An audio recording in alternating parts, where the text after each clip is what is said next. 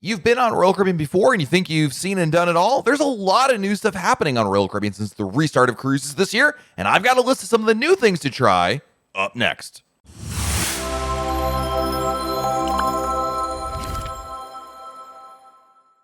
Hey everyone, it's Matt from Royal Caribbean Blog. New restaurants, tech, sailings, and drinks. Royal Caribbean has a whole lot of new going on. If you're going on a cruise soon, I've got a few things that need to be on your must-do list.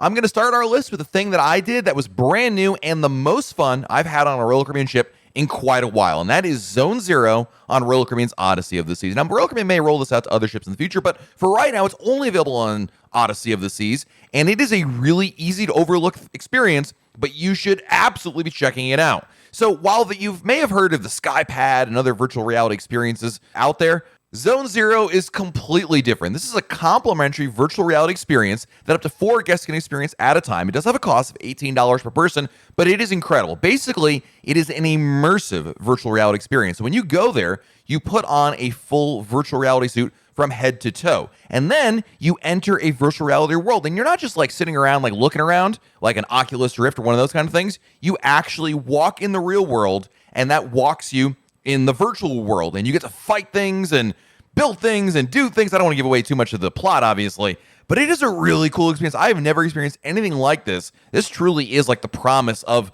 virtual reality. Closest thing I've experienced to a holodeck from Star Trek, and it was incredible. So I think if you have the opportunity, you absolutely have to book it. And when I did it, it was complimentary, and then Royal Caribbean began charging for it. I'm telling you, even at $18 a person, it is absolutely worthwhile, because I'm willing to bet you have not tried anything like this before. It was so cool, and everybody in our group came out of there, and we took our helmets off, and when it was over, and we just had this astounded look on our faces like, holy moly, that was incredible. And every so often, I would walk past Zone Zero, and I would see other guests coming out of there with the exact same expression on their face. It is just something you can't describe really well here on a YouTube video, but I'm telling you, this is a must-do, something brand new, and I would do it again in a heartbeat, even though we already knew the plot already. When I go back on Odyssey of the Seas, I will definitely be checking that out.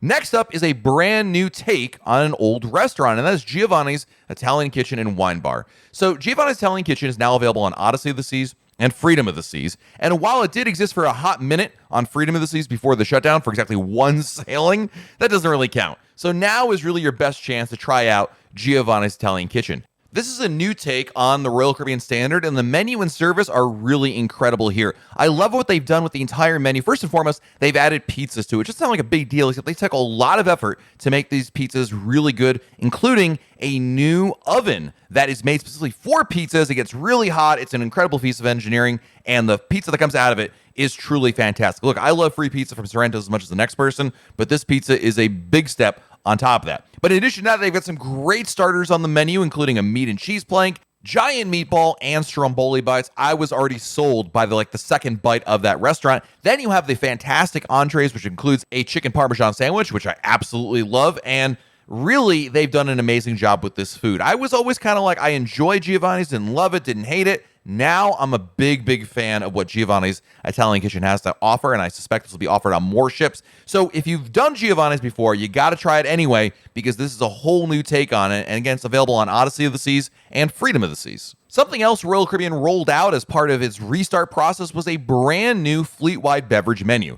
So over the 15 months that Royal Caribbean was shut down, they worked on redoing the standard Fleetwide menu. Now, this isn't to say this is the only drinks you can order, but there's like a default menu that they use in many venues, like the Schooner Bar at the pool deck, and these are just suggestions for drinks to offer. And Royal Caribbean wanted to not only go over those suggestion drinks, but also offer some new options like mocktails and low/no alcohol drinks as well. Now, rest assured, again, your favorite typical vacation cocktails are still available, like pina coladas, daiquiris, and mojitos. You can still order all those. That's not a problem. This new menu is an opportunity to bring new drink ideas to guests who might be interested in something a little bit different. And the new menu is available, as I mentioned, at all bars and lounges, which do not have a specialized menu of your own. And Royal Caribbean wanted to ensure that some of these new drinks on the menu kind of pay homage to some of the islands in the Caribbean that Royal Caribbean has been visiting for many, many years.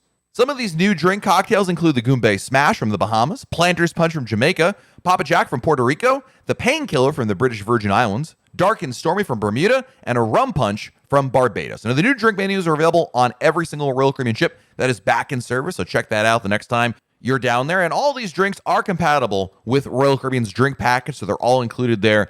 And yes, it's worth using your drink package benefits to try out some of these really tasty drinks.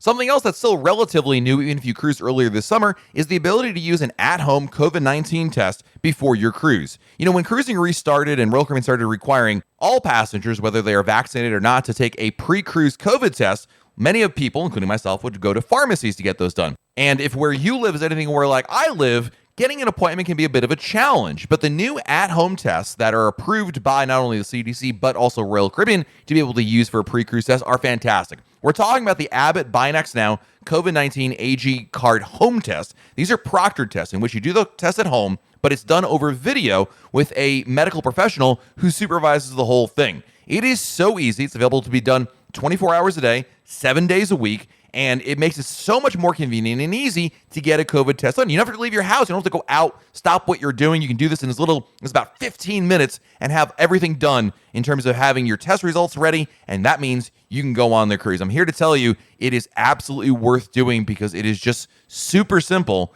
and in this day and age in which it can be a challenge to get a COVID test scheduled, the at-home test is absolutely the way to go for anybody that's fully vaccinated. In fact, I recommend anybody who's fully vaccinated that's looking for a pre-cruise test, get the at-home test. That should be your first option, not actually making an appointment with a pharmacy. It's just that easy and worthwhile doing. So if you haven't done it yet, give it a try. It is much easier than you might even think.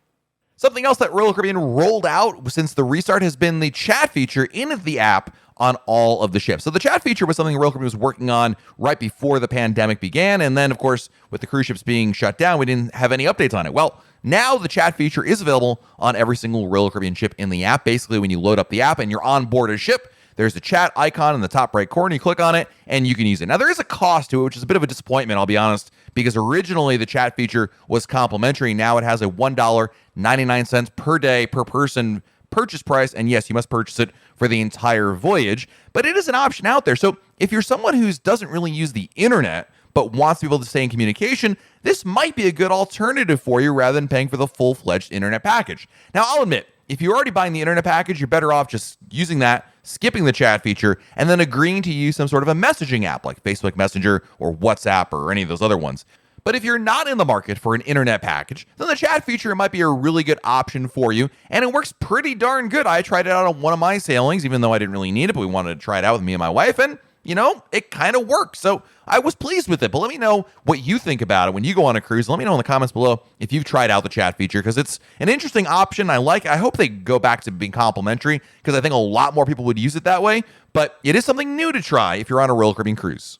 And lastly, something to keep an eye on for later this year is Royal Caribbean's return to Los Angeles. And if you're anything like me, you probably haven't gone on a Royal Caribbean cruise out of LA for at least 10 years. So this is something brand new to try and maybe something different to book. So beginning in November 2021, Navigator of the Seas will be sailing out of Los Angeles and offering cruises that are 3, 4, 5, and even 7 nights in length down to the Mexican Riviera. And this is something that I'm really looking forward to. In fact, I'm putting my money where my mouth is on this one, because I've already booked a cruise on Navigator of the Seas for Christmas, because we're going to do a 7-night cruise down to the Mexican Riviera. Why? I've never cruised here before, and I love any opportunity to try new itineraries. And for a lot of our West Coast friends who've been dreaming of this day to return for over a decade, now is the time to book it, because, listen, Royal Caribbean's going to be looking at demand for it. They've heard a lot of comments from guests about going back to the West Coast. Now they're doing it, but if bookings are soft, they may pull that ship and go somewhere else. So if you're looking for something different, if you say, Matt, I've done the Caribbean to death, I need something completely new,